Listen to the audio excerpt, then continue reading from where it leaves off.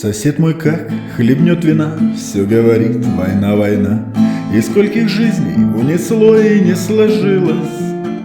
А день победы подойдет, наденет ордена и пьет, и плачет тихо, вспоминая, как им жилось.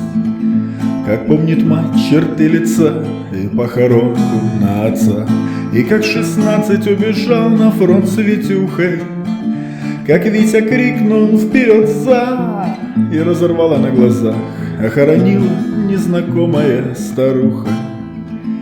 И как лежал в госпиталях комбат, как умер на руках, и как контузила в апреле под Берлином, как в детстве змея запускал, войну с мальчишками играл, и как зимой крючком цеплялся за машиной.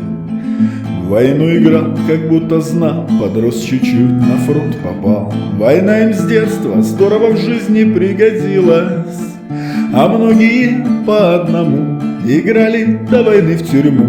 Их очень мало из штрафбата возвратилось. Он вспоминал, когда пришел, мать приготовила на стол 2 огурца, соленых сахар и горбушку.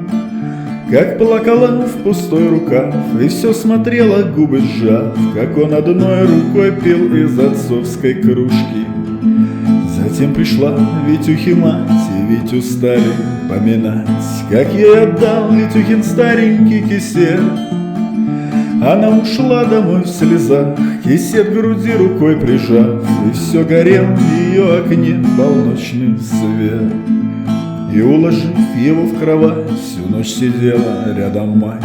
Потом пошла стирать на речку гимнастерку.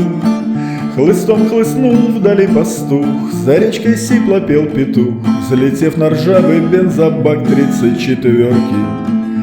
Зачем же пьет уж столько лет безрукий ветеран, сосед, и нафталином пахнут звезды и медали? Стоит у Волги обелиск, на батю похоронный лист, и улыбается на фото главком Сталин.